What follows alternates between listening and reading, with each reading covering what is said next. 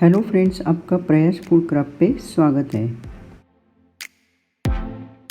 आज बनाएंगे गेहूं के आटे के हेल्दी गार्लिक नान और कलौंजी लगे हुए दो प्रकार के नान विदाउट तंदूर, घर में लोहे के तवे पे और एल्युमिनियम तवे पे अंदर से सॉफ्ट और बाहर से क्रिस्पी नान बनाएंगे।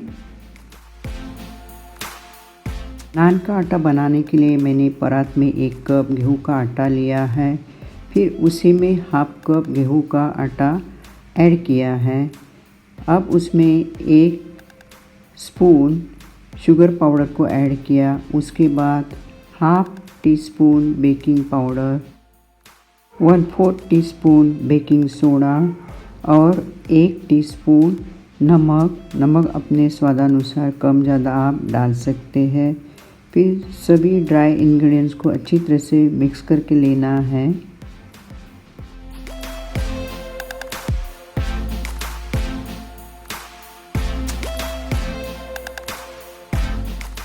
ड्राई इंग्रेडिएंट्स मिक्स करने के बाद उसमें ऐड करते हैं हाफ कप दही और 4 स्पून रिफाइंड ऑयल ऐड करके हाथ से या चम्मच से सभी चीज़ों को एक साथ अच्छी तरह से मिक्स करना है।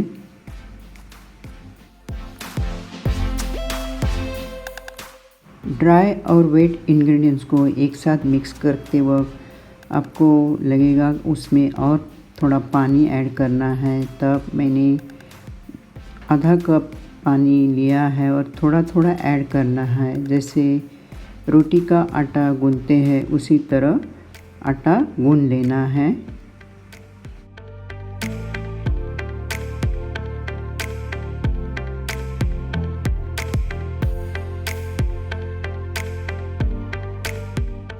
आधा कप पानी थोड़ा गुनगुना लिया था, वो पूरा नहीं डाला, थोड़ा थोड़ा डाल के एक सॉफ्ट डो तैयार हो गया है, आप देखिए। फिर थोड़ा ऑयल डालकर डो के अंदर थोड़ा ऑयल के साथ मसल देना है और अच्छी तरह से उसको मसल के एक सॉफ्ट डो तैयार करके लेना है।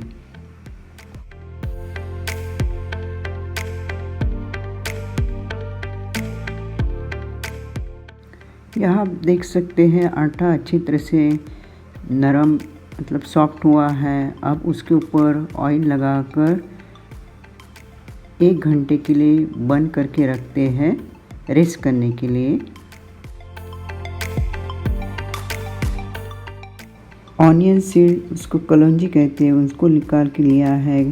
थोड़ा हरा धनिया का पत्ता और कुछ लहसुन की कलियाँ। लहसुन को अच्छा छील के एक स्टोन ग्राइंडर में डालकर क्रश करके लेना है।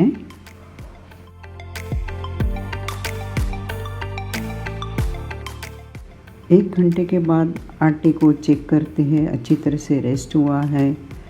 1-2 सेकेंड के लिए हाथ से ऐसे मसल लेते हैं और फिर उसकी लोइयाँ बना कर लेते हैं। मैंने 1.5 कप गेहूं के आटे से 6 लोइयाँ बनाई और थोड़ा सूखा आटा रोलिंग बोर्ड पे डालकर रोल करके लेना है। यहाँ मैं ओवल शेप का नान रोल करके ले रही हूँ।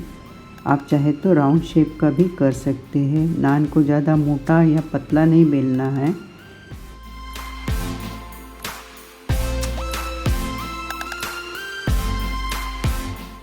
फिर उसके एक साइड पे जो क्रश करके लहसुन रखा है उसको स्प्रेड करके लेते हैं और फिर कुछ हरे धनिए के पत्ते को भी उसके ऊपर लगा देते हैं।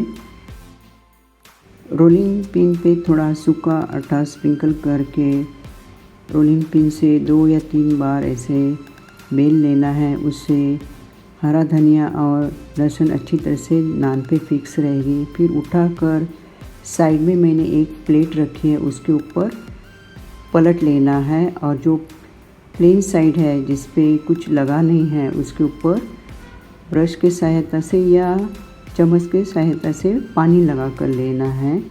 उसके बाद सावधानी से नान को उठाकर गरम तवे पे जो पानी की साइड है वो तवे पे डालकर हाई फ्लेम पे नान को रख देना है। थोड़ी देर बाद आप यहाँ देख सकते हैं नान के ऊपर ऐसे बबल्स आ रहे हैं। यहाँ मैंने ये एल्युमिनियम का तवा लिया है। एक्चुअली एल्युमिनियम तवा नान बनाने के लिए सही नहीं है, लेकिन ये बहुत ही लाइट वेट, आप देख सकते इजीली फ्लेम के ऊपर तवे को फ्लिप करके पलट कर नान को सेक सकते हैं। लेकिन जब ये नान तवे से सेपरेट करेंगे तो आपको पता चलेगा इस तवे के बेस पे किस तरह नान सेकने के बाद थोड़ा सा ख़राब हो जाता है तवा, तो दूसरा नान उसके ऊपर नहीं सेक सकते हैं। मैंने सिर्फ इसका एक डेमो दिया है कि हैंडल होने के कारण कितना आसान है सेकने के लिए। गार्लिक नान तैयार है। उसके ऊपर चाहे तो बटर या घी लगाइए या ऐसे रखिए जैसे अपने पसंद से। यहाँ मैंने दूसरा नान बेल कर रखा है जैसे मैंने पहले नान बेला था। अब उसके ऊपर कलौंजी ऑनियन सीड्स को स्प्रेड करके लेते हैं और फिर उसके बाद हरे धनिए के पत्ते को भी लगा देते हैं। रोलिंग पिन पे थोड़ा सूखा आटा स्प्रिंकल करने के बाद उससे 2 या 3 बार ऐसे बेल देना है। उससे कलौंजी और हरा धनिया अच्छी तरह से फिक्स हो जाएगा। फिर सावधानी से नान को उठाकर साइड के प्लेट में पलट लेना है और फिर जहाँ प्लेन साइड है उसके ऊपर पानी लगा देना है। नान को उठाकर नान की पानी की साइड तवे पे डाल देनी है। यहाँ मैंने लोहे का तवा लिया है, उसका हैंडल नहीं है लेकिन हेवी है, तो आगे आप देखेंगे उसके लिए मैंने क्या एक तरकीब की है, उसको जुगाड़ भी कहते हैं। लोहे के तवे को हाई फ्लेम पे रखा है और थोड़ी देर के बाद आप देख रहे हैं नान के ऊपर बबल्स आए, तब टोंग से ऐसे साइड से मतलब एजेस से ऐसे नान को तवे से सेपरेट करके लेना है और फिर एक जाली दूसरे फ्लेम पे रख देनी है और नान को उठाकर उसके ऊपर जाली के ऊपर रख देना है और सेक लेना है टोंग से। फ्रेंड्स, अगर आपके पास लोहे का तवा हो और उसको हैंडल ना हो और हेवी वेट हो तो इस तरह से आप जाली के ऊपर तवे से नान को उठाकर चिमटे से या टोंग से उठाकर जाली पे रख के सेक सकते हैं। ये बहुत ही आसान तरीका है।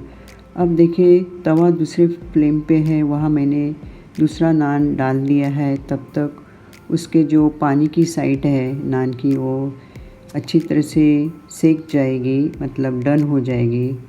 अब ये दूसरा नान तैयार है कलौंजी वाला, उसके ऊपर घी या बटर लगाकर लेते हैं या ऐसे ही रखते हैं।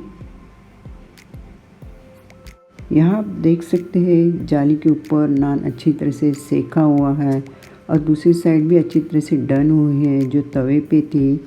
इसी तरह बाकी सब नान बना कर लेते हैं। 1.5 कप गेहूं के आटे से मैंने 3 गार्लिक नान और 3 कलौंजी नान बनाकर तैयार किए। अगर आपको ज़्यादा नान बनाने हैं तो जो मैंने मेजरमेंट दिया है उसको डबल करके आप नान की क्वांटिटी बढ़ा सकते हैं। इस वीडियो के डिस्क्रिप्शन बॉक्स में पूरे इंग्रेडिएंट्स के मेजरमेंट्स दिए हुए। अगर आपको वीडियो देखते वक्त इंग्रेडिएंट्स के मेजरमेंट समझ में नहीं आए तो आप प्लीज़ डिस्क्रिप्शन बॉक्स चेक करिए। विदाउट मैदा, विदाउट ईस्ट गेहूं के आटे के गार्लिक नान या कलौंजी नान बनाकर एंजॉय करिए। फिर मिलेंगे एक नई रेसिपी के साथ। बाय।